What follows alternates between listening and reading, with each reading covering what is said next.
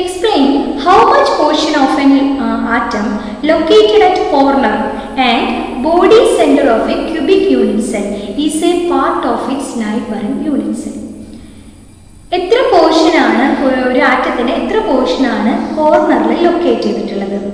Body സെൻറ്ററിലും the unit cell is part of its neighbouring unit cell. Neighbouring unit സെല്ലും കൂടെ consider ചെയ്തിട്ട് നമുക്ക് ഒരു ആറ്റത്തിൻ്റെ കോർണറിൽ എത്രത്തോളം പോർഷൻ ആറ്റം നമുക്കുണ്ട്, അതുപോലെ ബോഡി സെൻറ്ററിൽ എത്രയുണ്ട്. അപ്പോൾ നമുക്കൊരു ആറ്റം കോർണറിലുള്ളത് നമുക്കൊന്ന് നോക്കാം.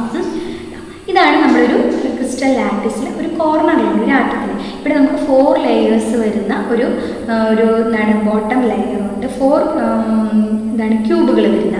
ഇവിടെ നമുക്ക് 4 ലാറ്റിസുകൾ വരുന്ന ക്രിസ്റ്റൽ ലാറ്റിസ് വരുന്ന യൂണിറ്റ് സെല്ലുകൾ വരുന്ന ഒരു ലെയർ കൂടി ഉണ്ട് അല്ലേ. അപ്പോൾ ഈ ഒരു ആറ്റം എന്ന് പറയുന്നത് ഈ 8 പേരുമായിട്ട് എന്ത് ചെയ്യുന്നുണ്ട്, ഷെയർ ചെയ്ത് വരുന്നുണ്ട് അല്ലേ. ഇവിടെ 4 ഉണ്ട്, ഇവിടെ 4 ഉണ്ട്. അപ്പോൾ ഈ ഒരു ആറ്റത്തിന് കിട്ടുന്നത് എത്രയാണ്? 1/8 അല്ലേ. 8ൽ ഒരു ഭാഗമാണ് കിട്ടുക. അപ്പോൾ കോർണറിൽ ഉള്ളത് 8ൽ ഒരു ഭാഗം അല്ലേ. ഇനി നമുക്ക് ബോഡി സെൻറ്ററിൽ നോക്കാം. ഇവിടെ ബോഡി സെൻറ്റർ ഒന്ന് എടുത്ത് നോക്കി. ഇവിടെ ബോഡി സെൻറ്ററിൽ എന്ന് പറയുമ്പോൾ ഇവിടെയാണ്. അപ്പോൾ 8 കോർണേഴ്സിൽ വരുന്നുണ്ട്. പിന്നെ ബോഡി സെൻറ്ററിലുള്ളത് വേറെ ആരെങ്കിലുമായിട്ട് ഷെയർ ചെയ്യുന്നുണ്ടോ? ഇല്ല. ആ ആറ്റത്തിന് തന്നെ സ്വന്തമായിട്ടുള്ളത് വേറെ ആരുമായിട്ട് ഷെയർ ചെയ്യുന്നില്ല. അപ്പോൾ നമുക്ക് പോയിന്റ് ഇവിടെ നോക്കിക്കഴിഞ്ഞാൽ നമുക്കത് ക്ലിയർ ആയിട്ട് ഈ ഡയഗ്രത്തിൽ നിന്നൊക്കെ നമുക്ക് മനസ്സിലാക്കാനായിട്ട് സാധിക്കും. അപ്പോൾ കോർണറിൽ 1/8 portion of the atom is shared by 1 unit cell. Then ബോഡിയിലാണെങ്കിൽ 1 ആറ്റം. വേറെ no sharing between the unit cell. അടുത്ത യൂണിറ്റ് സെല്ലായിട്ടും നമ്മളിത് വരുന്നില്ല, ഷെയറിങ് വരുന്നില്ല. അടുത്ത ക്വസ്റ്റ്യനിലേക്ക് നമ്മൾ കടക്കാണ്.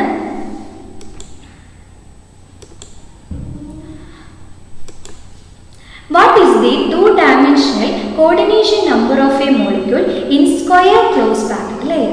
സ്ക്വയർ ക്ലോസ് പാക്ഡ് ലെയറിലെ കോർഡിനേഷൻ നമ്പർ എങ്ങനെയുള്ളതാണ്? 2 ഡയമെൻഷൻ. നമുക്കറിയാം നമ്മുടെ കോർഡിനേഷൻ നമ്പർ എന്ന് പറഞ്ഞിട്ടുണ്ടെങ്കിൽ number of nearest neighbours of a particle. അതിനെയാണ് നമ്മൾ എന്ത് പറയുന്നത്, നമ്മുടെ കോർഡിനേഷൻ നമ്പർ എന്ന് പറയുന്നത് അല്ലേ. ഇനി ഇങ്ങനെ 2 ഡയമെൻഷനിൽ നമുക്കറിയാം ക്ലോസ് പാക്കിങ്ങിനെ പറ്റി നമ്മൾ പഠിച്ചു തിയറിയിൽ. ക്ലോസ് പാക്കിങ് 2 ഡയമെൻഷനിൽ അതായത് എക്സ് ആക്സിസ് മാത്രം എടുത്തിട്ട് നമുക്ക് പാക്ക് ചെയ്യുന്ന അറേഞ്ച്മെൻ്റ് ഉണ്ട്. പിന്നെ അവിടെ എക്സ് ആക്സിസും വൈ ആക്സിസിലും അറേഞ്ച് ചെയ്തിട്ട് നമുക്ക് എക്സ്പ്ലെയിൻ ചെയ്യാനായിട്ട് സാധിക്കും. ഇനി 3 ഡയമെൻഷനിൽ എക്സ് ആക്സിസും വൈ ആക്സിസും സെഡ് ആക്സിസിനും കൂടെ കൺസിഡർ ചെയ്തിട്ട് നമുക്ക് എന്താണ് അറേഞ്ച്മെൻറ്റ് ക്ലോസ് പാക്കിങ് നമുക്ക് നോക്കാനായിട്ട് സാധിക്കും, മനസ്സിലാക്കാനായിട്ട് സാധിക്കും. അപ്പോൾ 2 ഡയമെൻഷനിൽ വരുന്ന 2 ടൈപ്പാണ് സ്ക്വയർ ക്ലോസ് പാക്ഡ് ലെയറും ഹെക്സഗണൽ ക്ലോസ് പാക്ഡ് ലെയർ അല്ലേ. അത് പഠിച്ചു കഴിഞ്ഞിട്ടാണ്. അപ്പോൾ സ്ക്വയർ ക്ലോസ് പാക്ഡ് ലെയറിൽ വരുന്ന കോർഡിനേഷൻ നമ്പർ എത്രയാണെന്നാണ് നമ്മുടെ ക്വസ്റ്റ്യൻ വന്നിട്ടുള്ളത്. അപ്പോൾ നമുക്ക് അതിൻ്റെ ഡയഗ്രം ഒന്ന് നോക്കാം. ഇതാണ് സ്ക്വയർ ക്ലോസ് പാക്ഡ് ലെയർ അല്ലേ. ഏത് ടൈപ്പാണ്? A type. എല്ലാ ലെയേഴ്സും ഒരേപോലെയാണ്. എ പാറ്റേൺ ആണ് സ്ക്വയർ ക്ലോസ് പാക്ഡ് ലെയറിൽ. ഇനി എങ്ങനെ നമുക്ക് കോർഡിനേഷൻ നമ്പർ നോക്കാം? നമ്മൾ ഏതെങ്കിലും ഒരു ആറ്റം എടുത്തു അല്ലേ. ആറ്റത്തിന് അറ്റാച്ച് ചെയ്ത് വരുന്ന നമ്പർ ഓഫ് നിയറസ്റ്റ് നൈബറിങ് ആറ്റത്തിനെയാണ് നമ്മൾ എന്ത് പറയുന്നത്, കോർഡിനേഷൻ നമ്പർ. ഇനി ഇവിടെ നമ്മൾക്ക് ഈ കോർഡിനേറ്റ് ചെയ്തുള്ള ടച്ച് ചെയ്ത് കിടക്കുന്ന 4 സ്പിയേഴ്സിൻ്റെ സെൻറ്ററിൽ ജോയിൻ ചെയ്തിട്ട് നമ്മളൊരു ലൈൻ വരച്ചാൽ നമുക്കൊരു സ്ക്വയർ ഷേപ്പ് കിട്ടുന്നു. അതുകൊണ്ടാണ് നമ്മളിതിനെ സ്ക്വയർ ക്ലോസ് പാക്ഡ് ലെയർ എന്ന് പറയുന്നത്. എന്നാൽ ഹെക്സഗണിൽ നമ്മൾ കണ്ടിട്ടുണ്ട് ഹെക്സഗണൽ ഷേപ്പാണ് നമുക്ക് കിട്ടുന്നത്. മനസ്സിലായോ? അപ്പോൾ എന്താണ് കോർഡിനേഷൻ നമ്പർ വരിക? 4 ആണ് അല്ലേ. 4 ആണ് കോർഡിനേഷൻ നമ്പർ. 4 ആണ് കോർഡിനേഷൻ നമ്പർ വരിക. അപ്പോൾ എന്താണ് കോർഡിനേഷൻ നമ്പർ എന്ന് പറഞ്ഞാൽ number of nearest neighbours of a particle. Then coordination number of 2 dimensional square close packed layer എന്ന് പറയുന്നത് 4 ആണ്. ക്ലിയർ ആണ്. അടുത്ത ക്വസ്റ്റ്യനിലേക്ക് നോക്കുകയാണ്. A compound form hexagonal close packed structure. What is the total number of voids in 0.5 mole of it? How many of these are tetrahedral voids? ഒരു compound hexagonal close packed സ്ട്രക്ചറാണ് exist ചെയ്യുന്നത്. നമുക്കറിയാം hexagonal close packed structure exist ചെയ്താൽ അതിൽ 2 തരത്തിലുള്ള voids നമുക്ക് കാണാം അല്ലേ. ടെട്രാഹീഡൽ വോയിഡ് ഉണ്ടായിരിക്കും, ഒക്ടാഹീഡൽ വോയിഡ് ഉണ്ടായിരിക്കും. അപ്പോൾ അതിൻ്റെ ടോട്ടൽ നമ്പറാണ് നമ്മളോട് ഇവിടെ ചോദ്യം ചോദിച്ചിരിക്കുന്നത്. ഇനി അതിൽ ടെട്രാഹീഡൽ വോയിഡിൻ്റെ മാത്രം എണ്ണം എത്രയാണെന്ന് എടുത്ത് ചോദിച്ചിട്ടുണ്ട്. പിന്നെ ഒരു കാര്യം ശ്രദ്ധിക്കുക, 0.5 മോളാണ് നമ്മുടെ കയ്യിലുള്ള കോമ്പൗണ്ട്. അപ്പോൾ നമുക്ക് ഈ ടെട്രാഹീഡൽ വോയിഡ്സും ഒക്ടാഹീഡൽ വോയിഡും എത്ര സ്പിയേഴ്സ് ഉണ്ട് അല്ലെങ്കിൽ എത്ര ആറ്റംസ് ഉണ്ടതിന് റിലേറ്റ് ചെയ്തിട്ട് നമ്മളൊരു പോയിന്റ് പഠിച്ചിട്ടുണ്ട്. നമുക്കതൊന്ന് നോക്കാം. let the number of close packed spheres be n ആണെങ്കിൽ the number of octahedral voids generated is equal to n. The number of tetrahedral voids generated is equal to 2n ആയിരിക്കും. മനസ്സിലായി? Twice ആയിരിക്കും number വരുന്നത്. നമുക്കിത് ഇവിടെ വെച്ചിട്ട് നമുക്ക് ഈ പ്രോബ്ലം ചെയ്യാനായിട്ട് സാധിക്കുള്ളൂ. അപ്പോൾ നമുക്ക് പ്രോബ്ലത്തിലേക്ക് നേരിട്ട് നടക്കാം. ഇതാണ് ടെട്രാഹീഡ്രൽ വോയിഡിൻ്റെ ഒരു ഡയഗ്രാം അല്ലേ. 4 സ്പിയേഴ്സ് കൂടിയിട്ട് ഇനി ഇത് നമ്മൾ ജോയിൻ ചെയ്ത് കഴിഞ്ഞാൽ നമുക്കൊരു ടെട്രാഹീഡ്രൽ ഷേപ്പാണ് നമുക്ക് കിട്ടുക. ഈ ഹോളാണ് ടെട്രാഹീഡ്രൽ ഹോൾ അല്ലെങ്കിൽ ടെട്രാഹീഡ്രൽ വോയിഡ് എന്ന് പറയുന്നത് അല്ലേ. നമുക്ക് പ്രോബ്ലത്തിലേക്ക് കിടക്കാം. Number of close packed particles അല്ലേ. ഹെക്സഗണൽ ക്ലോസ് പാക്ഡിൽ 0.5 മോൾ എന്നാണ് പറഞ്ഞിരിക്കുന്നത്. അപ്പോൾ 0.5 ഇൻറ്റു അവോഗാഡ്രോ നമ്പർ, നമുക്കത് ഇൻറ്റു 10⁻23 എന്ന് കിട്ടി. ഇനി നമ്പർ ഓഫ് ഒക്ടാഹീഡ്രൽ വോയിഡ് എന്ന് പറയുന്നത് എന്താ? എത്ര പാക്ഡ് സ്പിയേഴ്സ് ഉണ്ടോ അത് തന്നെ, n = n അല്ലേ. ഒക്ടാഹീഡ്രൽ വോയിഡിൻ്റെ എണ്ണം ഈ n-ന് ഈക്വൽ ആണെന്നാണ് പഠിച്ചത്. അപ്പോൾ അതേ വാല്യൂ തന്നെ നമുക്ക് എഴുതാം. ടെട്രാഹീഡ്രൽ വോയിഡ് എന്തായിരിക്കും? ഈ ഒക്ടാഹീഡ്രലിനേക്കാൾ ട്വൈസ് ആയിരിക്കും അല്ലേ. 2 ഇൻറ്റു ആയിരിക്കും നമുക്ക്. അത് നമുക്ക് അതിനൊരു വാല്യൂ കിട്ടി. നമ്മുടെ ക്വസ്റ്റ്യൻ എന്തിൻ്റെ ടോട്ടൽ നമ്പർ ഓഫ് വോയിഡ്സ്. അപ്പോൾ നമ്മൾ ഒക്ടാഹീഡ്രൽ വോയിഡും ടെട്രാഹീഡ്രൽ വോയിഡും കൂടെ ആഡ് ചെയ്തിട്ട് കിട്ടുന്ന ആൻസർ ആണ് total number of voids in the hexagonal close packed structure given കോമ്പൗണ്ടിലെ. മനസ്സിലായല്ലോ? ഇനി അടുത്ത ഒരു ക്വസ്റ്റ്യനിലേക്ക് നമ്മൾ കടക്കാണ്. A compound is formed by 2 elements M and N. The element N forms CCP structure and atoms of M occupy 1/3 of tetrahedral void. What is the formula of the compound? ഇത്തരത്തിലുള്ള question നമ്മൾ theory പഠിച്ചപ്പോൾ നിങ്ങൾ ചെയ്തിട്ടുണ്ടാവാം. Formula കണ്ടുപിടിക്കുന്നത് ratio വെച്ചിട്ട് നമ്മൾ എമ്മിൻ്റെയും എന്നിൻ്റെയും ratio കണ്ടുപിടിക്കുകയാണ്. എന്നിട്ട് നമ്മൾ ആ റേഷ്യോ നോക്കിയിട്ട് അതിൻ്റെ ഫോർമുലയിലേക്ക് എത്തുന്നതാണ്. അപ്പോൾ നമുക്ക് നോക്കാം, തന്നിരിക്കുന്ന ക്വസ്റ്റ്യനിലുള്ള ഓരോ ടേംസ് നോക്കാം. N form CCP structure, cubic close packed ആണ്. ഇനി നമ്മൾ ക്യൂബിക് ക്ലോസ് പാക്ഡിൽ ഈ M ഓക്യുപ്പൈ ചെയ്തിരിക്കുന്നത് 1/3 ഓഫ് ടെട്രാഹീഡ്രൽ വോയിഡ് ആണ്. CCPയിലെ 1/3 ടെട്രാഹീഡ്രൽ വോയിഡിൽ ആരാണ്? M ഓക്യുപ്പൈ ചെയ്തിരിക്കുകയാണ്. ഇനി നമ്പർ ഓഫ് N ആറ്റം എന്ന് പറയുന്നത് നമ്മൾ NCCP FCC എല്ലാം എടുത്തു കഴിഞ്ഞാൽ നമ്പർ ഓഫ് ആറ്റം എന്ന് പറയുന്നത് N തന്നെയായിരിക്കും അല്ലേ. അങ്ങനെയാണെങ്കിൽ നമ്മുടെ നമ്പർ ഓഫ് ടെട്രാഹീഡ്രൽ വോയിഡ് എന്തായിരിക്കും? ട്വൈസ് ആയിരിക്കും. 2 ഇൻറ്റു n ആയിരിക്കും. ഇനി നമുക്ക് നോക്കാം. ഈ നമ്പർ ഓഫ് M ആറ്റം എന്ന് പറയുന്നത് ഈ 2n-ൽ 1/3 ഭാഗം എന്താണ്? 1/3 ഭാഗം ഓക്യുപ്പൈ ചെയ്തിരിക്കുന്നു. ഇനി നമുക്കതിനൊന്ന് റേഷ്യോ ആക്കി എഴുതാം. M:n 2/3 ഇൻറ്റു n:n നമ്മൾ എഴുതി അല്ലേ. നമ്മളൊന്ന് സിംപ്ലിഫൈ ചെയ്ത് കഴിഞ്ഞാൽ 2:3 എന്ന് നമുക്ക് കിട്ടും. നമ്മളിനി 2 എന്ന് പറയുന്നത് എമ്മിൻ്റെ റേഷ്യോ ആണ്, n എന്ന് പറയുന്നത് 3 എന്ന് പറയുന്നത് n-ൻ്റെ റേഷ്യോ ആണ്. അപ്പോൾ നമ്മൾ ഫോർമുലയിലേക്ക് എത്തി. M2n3 ആണ് ഈ കോമ്പൗണ്ടിൻ്റെ ഫോർമുല. ഇപ്പം ഇതേ തരത്തിലുള്ള പ്രോബ്ലം തന്നെ നമ്മുടെ ടെക്സ്റ്റിലുണ്ട്, അത് ചെയ്ത് നോക്ക്. ഇത്തരത്തിലുള്ള പ്രോബ്ലംസ് നമുക്ക് പരീക്ഷയ്ക്ക് ചോദിക്കാവുന്നതാണ്. നമുക്ക് അടുത്ത ക്വസ്റ്റ്യനിലേക്ക് ഒന്ന് കടക്കാം. Which of the following lattice has the highest packing efficiency? Simple cubic, body centered cubic, hexagonal close packed lattice. നമുക്ക് പാക്കിംഗ് എഫിഷ്യൻസിയെ പറ്റി പഠിച്ചിട്ടില്ല. എത്രത്തോളം പാക്ക് ചെയ്തിട്ട് ഉള്ള കഴിവുണ്ട്, ആ ഒരു എഫിഷ്യൻസിനെയാണ് നമ്മൾ പാക്കിംഗ് എഫിഷ്യൻസി എന്ന് പറയുന്നത് അല്ലേ. അപ്പോൾ 3 ടൈപ്പിൻ്റെയും നമ്മൾ പഠിച്ചിട്ടുണ്ട്. അതൊരു ചെറിയൊരു ഡെറിവേഷനാണ്, ഡയഗ്രമൊക്കെ വരച്ചിട്ട് അതപ്പോൾ ഒരുമിച്ച് ടീച്ചറൊന്ന് എളുപ്പത്തിനായിട്ട് കാണിച്ചതാണ്. അതിൽ നമുക്ക് ഹയസ്റ്റ് പാക്കിംഗ് എഫിഷ്യൻസി ഉണ്ട്. അതിൻ്റെ ഡെറിവേഷനൊന്നും ചെയ്യിപ്പിക്കുന്നില്ല, പഠിച്ചു കഴിഞ്ഞ് തിയറിയിൽ നേരിട്ട് അതിൻ്റെ ആൻസറിലേക്ക് നമുക്കൊന്ന് പോവാം. Packing efficiency simple cubic, body centred and face centred എന്നാണ് ഇവിടെ ഹെഡിങ് കൊടുത്തിരിക്കുന്നത്. നമ്മളോട് ഹെക്സഗണൽ HCP ഫേസ് സെൻറ്റേഡ് ഒക്കെ ഒരേ പാക്കിംഗ് എഫിഷ്യൻസിയാണ് കാണിക്കുന്നത് അല്ലേ. ഒരേപോലെയാണ് അറേഞ്ച്മെൻറ്റ് വരെ. അതുകൊണ്ടാണ് ഈ ഒരു ഭാഗത്താണ് നമ്മുടെ 3rd ക്വസ്റ്റ്യൻ വന്നിട്ടുള്ളത്. അതിന് വിഷയമില്ല. അപ്പോൾ ഇതാണ് മാർക്ക് ചെയ്തിട്ടുള്ളത്. അതിൻ്റെ ഒരു ഡയഗ്രാം എങ്ങനെയാണ് ആറ്റത്തിനെ മാർക്ക് ചെയ്തിരിക്കുന്നത് ഞാൻ കാണിച്ചു. ഇവിടെ ബോഡി സെൻറ്ററിലാണ്. ഇവിടെ നമ്മൾ ബോഡി സെൻറ്ററിലുള്ള ആറ്റത്തിനെ കൺസിഡർ ചെയ്തു, കോർണറിൽ തന്നെ കൺസിഡർ ചെയ്തു.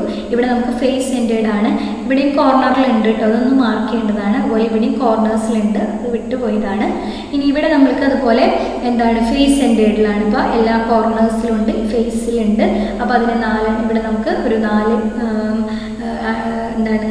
സ്ഫിയേഴ്സ് എടുത്തു, നടുവിലൊരു സ്ഫിയർ. അപ്പോൾ നമ്മൾ 6 കണ്ടുപിടിച്ചു. 6 കണ്ടുപിടിക്കാനുള്ള ഇക്വേഷനൊക്കെ എളുപ്പത്തിന് വേണ്ടിയിട്ട് ഒരുമിച്ച് ഇങ്ങനെ വരച്ചിരിക്കുന്നത്. പാക്കിംഗ് എഫിഷ്യൻസിയുടെ ഫോമുല ഇവിടെയുണ്ട്. നമ്മളത് സബ്സ്റ്റിറ്റ്യൂട്ട് ചെയ്ത് കഴിയുമ്പോൾ നമുക്ക് 52.4% ആണ് സിമ്പിൾ ക്യൂബിക്കിന് കിട്ടുന്നത്. ബോഡി സെൻറ്റേഡിന് 68% ഉണ്ട്. എന്നാൽ ഫേസ് സെൻറ്റേഡിലോ 74% ഉണ്ട് അല്ലേ. അപ്പോൾ ഹെക്സഗണൽ ക്ലോസ് പാക്ഡ് ലാറ്റിസിനാണ് ഏറ്റവും കൂടുതൽ പാക്കിംഗ് എഫിഷ്യൻസി ഉള്ളത്, 74%. അപ്പോൾ ഹയസ്റ്റ് പാക്കിംഗ് എഫിഷ്യൻസി ആർക്കാണ്? നമ്മുടെ ഹെക്സഗണൽ അല്ലെങ്കിൽ ഫേസ് സെൻറ്റേഡ് ക്യൂബിക് ലാറ്റിസിനാണ് പാക്കിംഗ് എഫിഷ്യൻസി കൂടുതൽ.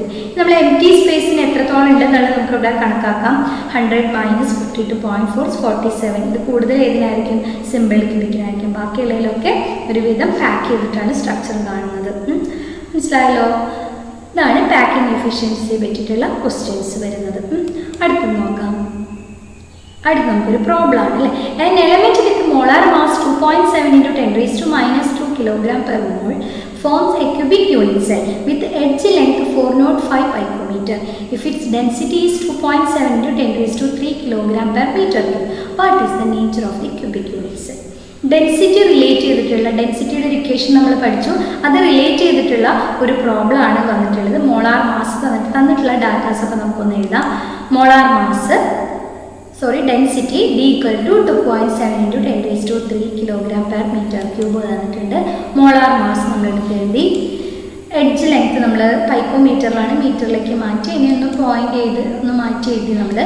ഈ ഡെൻസിറ്റിയുടെ ഇക്വേഷൻ ഇവിടെ നമുക്ക് നേച്ചറാണ് കണ്ടുപിടിക്കേണ്ടത് അല്ലേ. What is the nature of the cubic units? അതായത് സെഡ് വാല്യൂ ആണ് നേച്ചർ ഓഫ് ദ, അതായത് ഏത് തരത്തിലുള്ളതാണെന്ന് സെഡ് വാല്യൂ ആണ് കണ്ടുപിടിക്കേണ്ടത്. Number of atom per unit cell വരുന്നത്.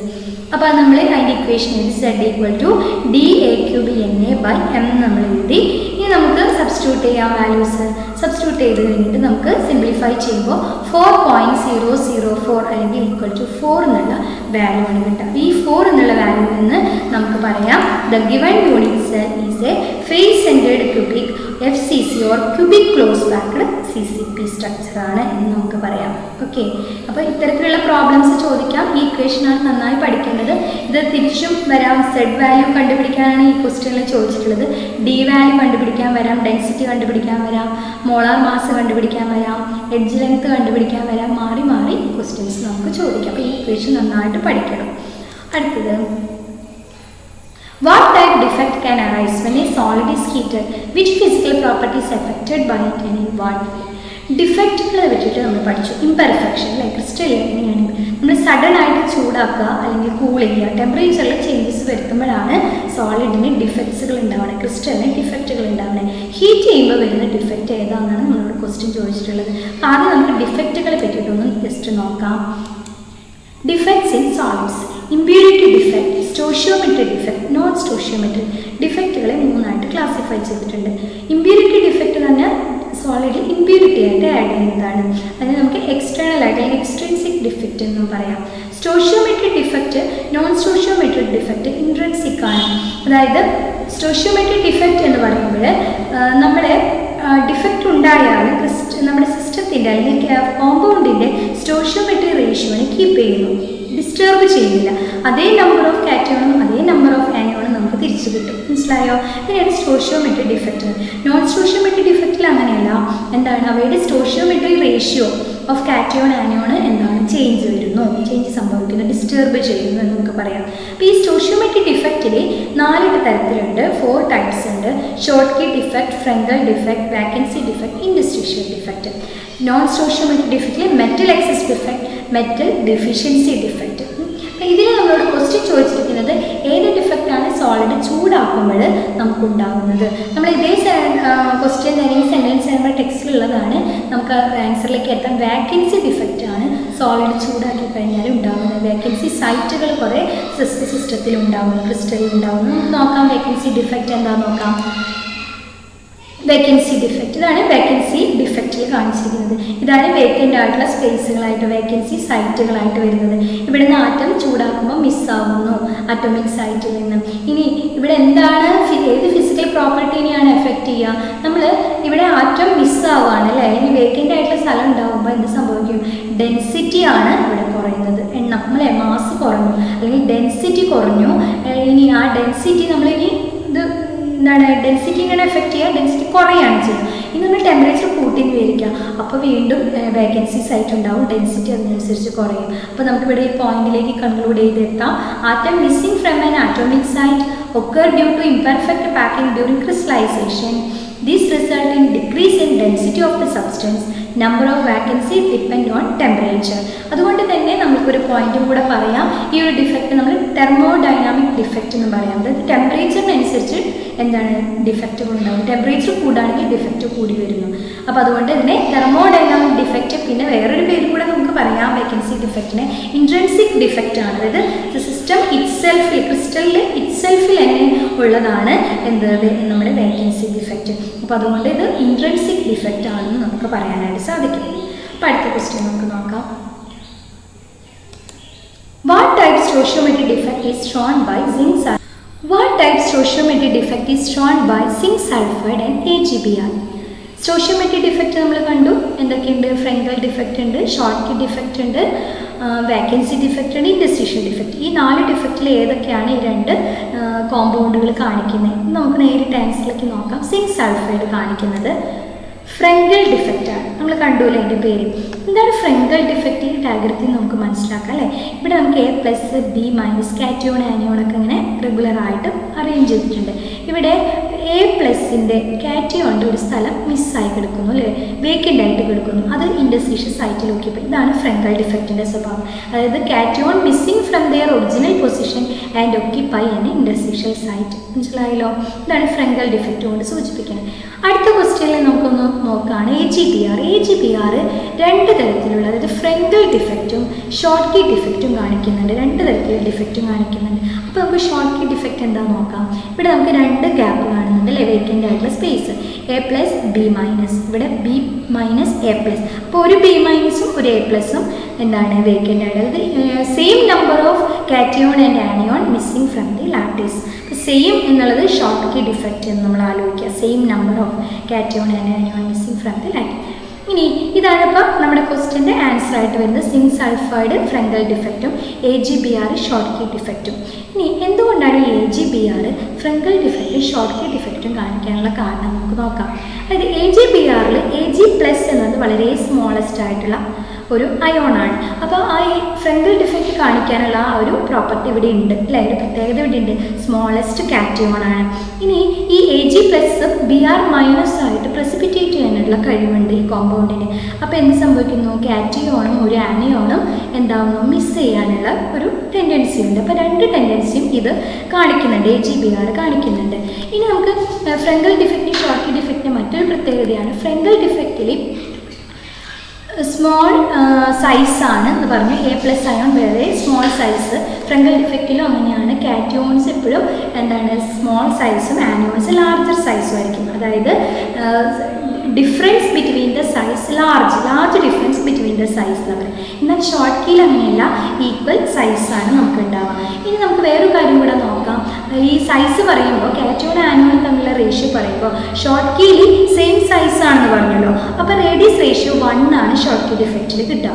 ഈ ഫ്രെങ്കൽ ഡിഫക്റ്റിൽ എന്താണ് മോർ ദാൻ 1 ആണ് നമുക്ക് കിട്ടുക. അതായത് ആനിയോണിൻ്റെ സൈസാണ് കൂടുതൽ, കാറ്റയോൺ കുറവ്. അപ്പോൾ നമുക്ക് മോർ ദാൻ 1 ആണ് കിട്ടുക. എന്നാൽ AGBRൻ്റെ റേഡിയസ് റേഷ്യോ നോക്കിയാൽ 0.771 ആയിട്ടാണ് കിട്ടുക. അതായത് ഇൻ ബിറ്റ്വീൻ ആണ്. ഷോർട്ട്കി കാണിക്കാനുള്ള ഇതുകൊണ്ട് ഫ്രെങ്കലും കാണിക്കാനുള്ള സാധ്യതയുണ്ട്. അപ്പോൾ അത് നമുക്ക് അടുത്തൊരു പോയിന്റ് ആയിട്ട് നമുക്ക് പറയാം. ഇനി നമുക്ക് ഇവിടെ കോർഡിനേഷൻ നമ്പർ നോക്കിക്കഴിഞ്ഞാൽ ഷോർട്ട്കി ഡിഫക്റ്റ് ഹൈ കോർഡിനേഷൻ നമ്പറിലാണ്. അതായത് നമുക്കറിയാം ഏകദേശം സിമിലർ സൈസാണ്. അപ്പോൾ കുറച്ച് നിയറസ്റ്റ് നൈബേഴ്സിൻ്റെ എണ്ണം ഇതിലുള്ള ഹൈ വാല്യൂ ആണ് ഇവിടെ, എന്നാൽ ഫ്രെങ്കലിന് ലോ ആണ്. ഇനി ഇവയുടെ AGBRൻ്റെ കോർഡിനേഷൻ നമ്പർ ഇതിൻ്റെ രണ്ടിൻ്റെ ഇടയിലായിട്ടാണ്, അതായത് 6 ആണ് value. Neither low nor high എന്നാണ് നമ്മൾ പറയുന്നത്. അപ്പോൾ ഇത്തരത്തിലുള്ള കണ്ടീഷൻസ് ഒക്കെ ഉള്ളതുകൊണ്ട് AGBR ഫ്രെങ്കൽ ഡിഫക്റ്റും കാണിക്കും, ഷോർട്ട്കി ഡിഫക്റ്റും കാണിക്കും. ഇനി ഈ ഫ്രെങ്കൽ ഡിഫക്റ്റ് ഷോർട്ട്കി ഡിഫക്റ്റ് വളരെ ഇമ്പോർട്ടൻ്റ് ആയിട്ടുള്ള ഭാഗമാണ്. ഇവിടെ ഒരു K ഉണ്ട് കേട്ടോ. അപ്പോൾ രണ്ടും വളരെ ഇമ്പോർട്ടൻ്റ് ആയിട്ടുള്ള ഭാഗമാണ്. അപ്പോൾ ആ ക്വസ്റ്റ്യൻ നമുക്കൊന്നതിൻ്റെ ഒരു ഡിഫറൻസ് ഒന്ന് നമുക്കൊരു സ്ലൈഡായിട്ട് നമുക്കൊന്ന് കാണാം. ഇത് എക്സാമ്പിൾ കാണിക്കുന്നതാണ് AGBR. നമുക്ക് അതിൻ്റെ ഡിഫറൻസ് ഒന്ന് നോക്കാം. Schottky defect, Frenkel defect.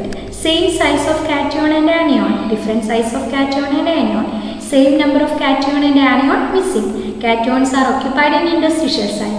It is basically a vacancy defect.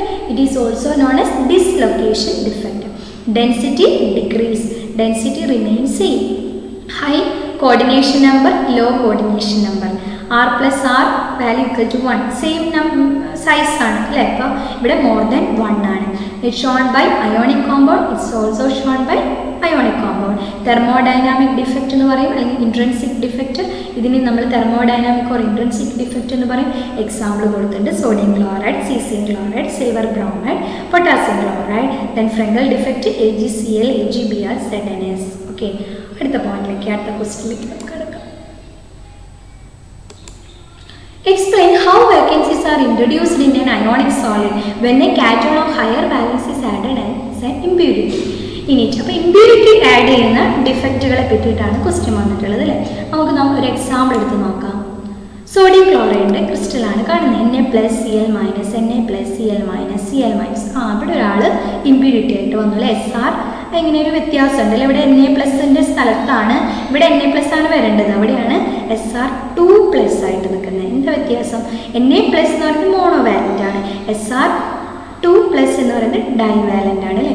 അപ്പോൾ ഇവിടെ SR2നെയാണ് നമ്മൾ സോഡിയം ക്ലോറൈഡ് ക്രിസ്റ്റലിലേക്ക് നമ്മൾ സ്ട്രോൺഷ്യം ക്ലോറൈഡിനെ ക്രിസ്റ്റലൈസേഷൻ ചെയ്യുകയാണ് അല്ലേ. അപ്പോൾ സ്ട്രോൺഷ്യം ഒക്യുപ്പൈ ചെയ്യുന്നത് ഒരു സോഡിയം ആറ്റത്തിനെ, പക്ഷേ നമുക്ക് ക്രിസ്റ്റലിൽ എന്ത് കീപ്പ് ചെയ്യണം? ന്യൂട്രാലിറ്റി കീപ്പ് ചെയ്യണം അല്ലേ. അപ്പോൾ 2 ചാർജാണ്, പ്ലസ് ചാർജാണ് ഇവിടെ ഉള്ളത്.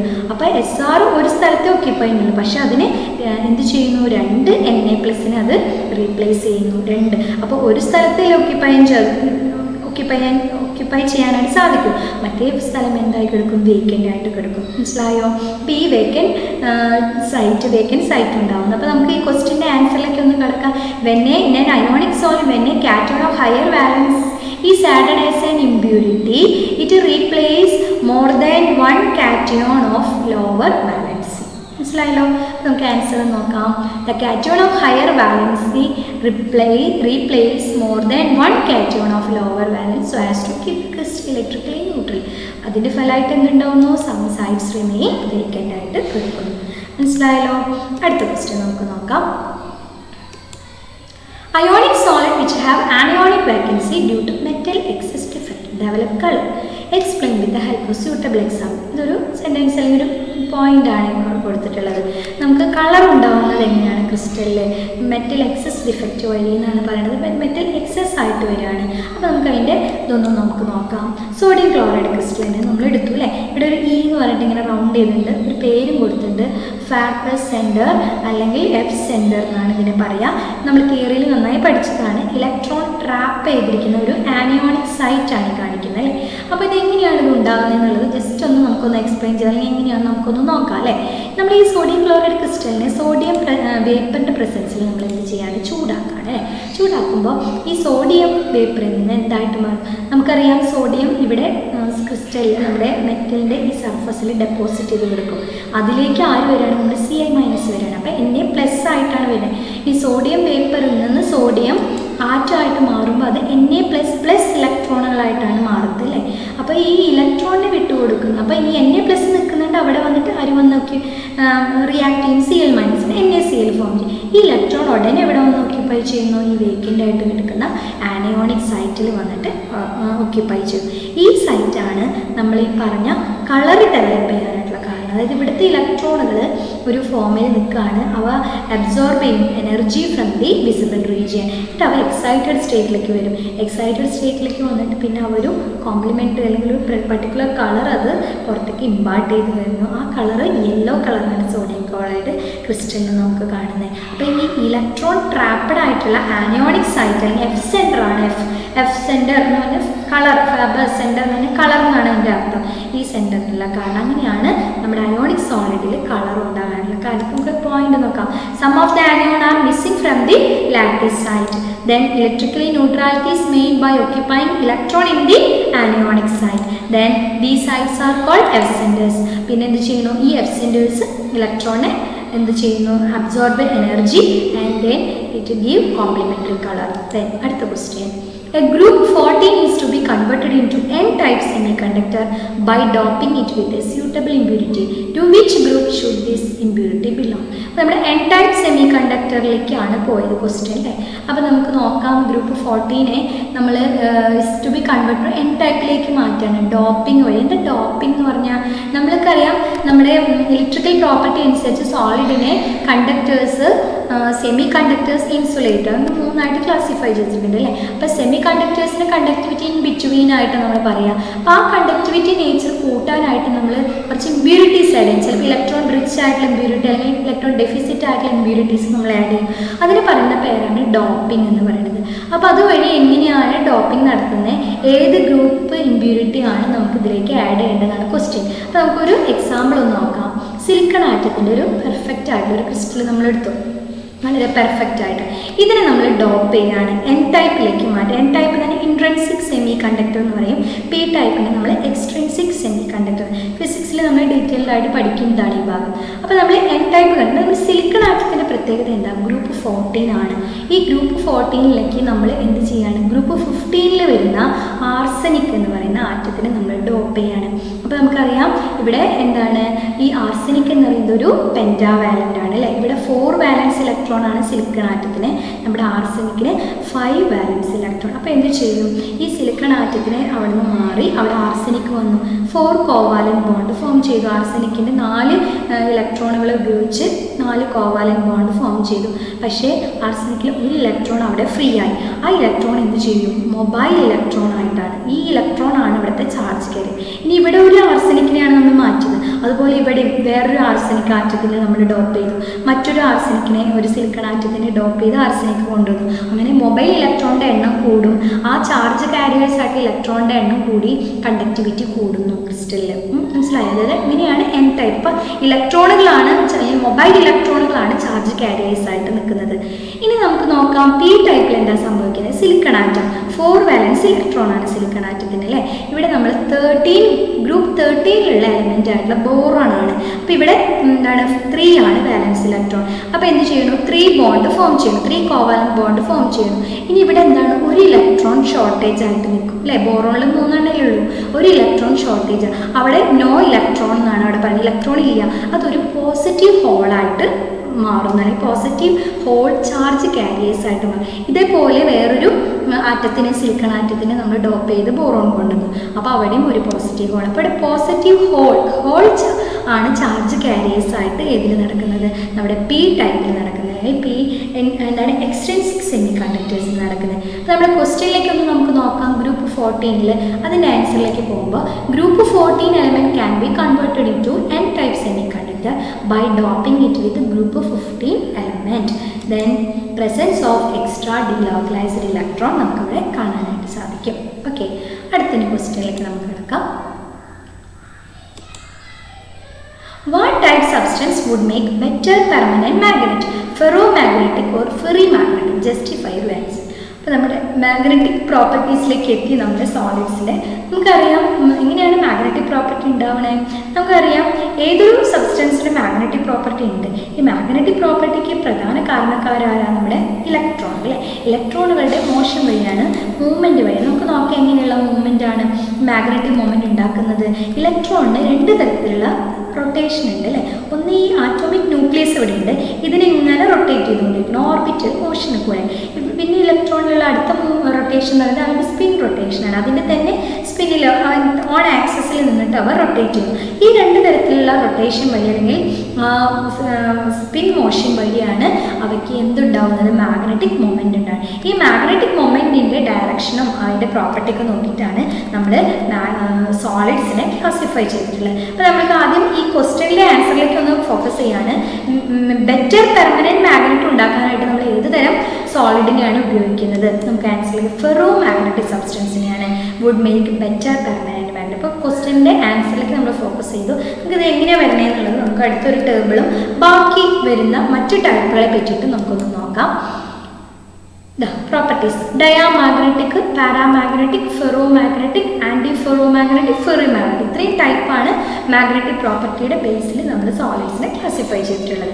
ഡയാമാഗ്നറ്റിക് വീക്കിലി റിപ്പൽഡ് ആണ്, ഇലക്ട്രോൺ ക്യാൻസൽ ചെയ്തു പോകുന്നു, no net magnetic moment. Example തന്നിട്ടുണ്ട്. പാരാമാഗ്നറ്റിക് വീക്കിലി അട്രാക്റ്റഡ് ആണ്, എന്തുകൊണ്ടാണെന്ന് വെച്ചാൽ due to the presence of at least one unpaired electron. Okay, then ferromagnetic, ഇതിലാണ് നമ്മൾ ഫോക്കസ് ചെയ്യുന്നത് അല്ലേ. Ferromagnetic strongly attracted by magnetic permanent magnetism എന്നാണ് പറയുന്നത്. ഇവിടെ നമുക്ക് പറയാം ഇതൊക്കെ നമ്മൾ ഡൊമൈൻസ് എന്നാണ് നമ്മൾ ഇതിനെ പറയുന്നത്. ഈ മാർക്ക് ചെയ്തിരിക്കുന്ന ഡൊമൈൻ മാഗ്നറ്റിക് മൊമെൻറ്റുകളുടെ ഒരു അറേഞ്ച്മെൻറ്റ് അല്ലെങ്കിൽ നമ്മൾ ഡൊമൈൻസ് എന്നാണ് പറയുന്നത്. ഇവിടെ നമ്മൾ പല ഡയറക്ഷനിലാണ് ഈ മാഗ്നറ്റിക് ഫീൽഡ് ഫീൽഡിൻ്റെ ഈ ഡയറക്ഷൻ, മാഗ്നറ്റിക് മൊമെൻ്റ് ഡയറക്ഷൻ കാണിക്കുന്നു വിചാരിക്കും ഈ കോമ്പൗണ്ടിൽ കേട്ടോ, ഫെറോ മാഗ്നറ്റിക്കിൽ. ഇനി നമ്മളൊരു മാഗ്നറ്റിക് ഫീൽഡ് കൊണ്ടുവന്നപ്പോൾ എല്ലാ ഡൊമൈനും ഒരു പ്രത്യേക ഡയറക്ഷനിലേക്ക് മാറി. ഇനി നമ്മൾ ഈ മാഗ്നറ്റിക് ഫീൽഡ് അപ്ലൈ ചെയ്ത മാഗ്നറ്റിക് ഫീൽഡ് മാറ്റി എന്ന് വിചാരിക്കാം. പക്ഷേ ഈ ഡൊമൈൻസിൻ്റെ ഡയറക്ഷൻ ഇതേപോലെ തന്നെയായിരിക്കും. Direction of the all domains in the direction of the magnetic field മാറില്ല. അതായത് മാഗ്നറ്റിക് ഫീൽഡ് നമ്മൾ റിമൂവ് ചെയ്താലും മാഗ്നറ്റിക് ഇഫക്റ്റ് അതിലുണ്ടായിരിക്കും, മാഗ്നറ്റിക് മൊമെൻ്റ് ഉണ്ടായിരിക്കും. അതുകൊണ്ടാണ് നമ്മൾ ഫെറോ മാഗ്നറ്റിനെ പെർമനൻറ്റ് മാഗ്നറ്റിസം എന്നും അവയെ നമ്മൾ പെർമനൻറ്റ് മാഗ്നറ്റ് ആയിട്ടും ഉപയോഗിക്കുന്നത്. ഓക്കെ, ഇനി അടുത്ത് പറയുന്നത് ആൻറ്റി ഫെറോ മാഗ്നറ്റിക് ആണ്. Species having no net magnetic moment. എന്താണ് കാരണം? ഒന്നും മറ്റൊന്നായിട്ട് ക്യാൻസൽ ചെയ്ത് പോകുന്നു. ഫെറി മാഗ്നറ്റിക് നോക്കുകയാണെങ്കിൽ സ്മോൾ മാഗ്നറ്റിക് മൊമെൻ്റ് ആണ്, കുറച്ച് ഭാഗത്ത് മാത്രം കിട്ടുന്നത്, അതായത് അൺഈക്വൽ നമ്പറാണ് കിട്ടുന്നത്. അപ്പോൾ ഇത്രയാണ് മാഗ്നറ്റിക് പ്രോപ്പർട്ടിയുടെ ബേസിൽ നമ്മുടെ ക്ലാസിഫിക്കേഷൻ വരുന്നത് സോളിഡ്സ്. ഇതാണ് നമ്മുടെ ചാപ്റ്ററിൻ്റെ എൻഡ് പോർഷനായിട്ട് വരുന്നത്, ഇത്രയും ഭാഗമാണ്. അപ്പോൾ ഇത് നമുക്ക് പരീക്ഷയ്ക്ക് ചോദിക്കാറുണ്ട്, വളരെ ഈസി ആയിട്ടുള്ള ചാപ്റ്ററാണ്. അപ്പോൾ ഈ ഒരു ഡിസ്കഷൻ നമ്മളിവിടെ അവസാനിക്കുകയാണ്. എന്നുവെച്ചാൽ നമ്മുടെ ഇൻടെക്സ്റ്റ് ക്വസ്റ്റ്യൻസ് ഡിസ്കഷൻ കഴിഞ്ഞു. 24 ക്വസ്റ്റ്യനാണ് നമ്മുടെ ഇൻടെക്സ്റ്റ് ക്വസ്റ്റ്യൻസ് ആയിട്ട് വരുന്നത്. ഇത് നിങ്ങൾക്ക് ഈ ഒരു ഭാഗം പരീക്ഷയുടെ സമയത്തായിരിക്കും ചിലപ്പോൾ നിങ്ങൾ ഇൻടെക്സ്റ്റ് ക്വസ്റ്റ്യനിലേക്കൊക്കെ ഒന്ന് കടന്നു പോവുക. ക്വസ്റ്റ്യൻ പേപ്പർ നോക്കുമ്പോൾ ഇടയ്ക്ക് ഇൻടെക്സ്റ്റുള്ള ഒരു ക്വസ്റ്റ്യൻ കണ്ടാൽ ഉടനെ തോന്നും ടെക്സ്റ്റ് ക്വസ്റ്റ്യൻ എല്ലാം പഠിച്ചാലോ. അപ്പോൾ അങ്ങനെയായിരിക്കും ചിലപ്പോൾ യൂസ്ഫുൾ ആയിട്ട് വരിക. എന്തായാലും ക്വസ്റ്റ്യൻസിൻ്റെ ആൻസേഴ്സ് പറ്റാവുന്ന രീതിയിൽ നിങ്ങൾ പഠിക്കുക, എഴുതിയെടുക്കുക. മുൻപേ പറഞ്ഞ പോലെ എഴുതിയെടുക്കുക, അല്ലെങ്കിൽ ഇത് ഫയൽ സേവ് ചെയ്ത് വെക്കുക. ഇനി ഇതിൻ്റെ അടുത്ത ഭാഗം എന്ന് പറയുന്നത് നമ്മുടെ എക്സസൈസ് ആണ്. ടെക്സ്റ്റിൻ്റെ ചാപ്റ്ററിൻ്റെ പുറകിലായിട്ട് വരുന്ന NCERT എക്സസൈസ് ക്വസ്റ്റ്യൻസ് ആണ്. അപ്പോൾ ഇതുവരേക്ക് നിങ്ങൾ നന്നായി പഠിക്കുക. Thank you.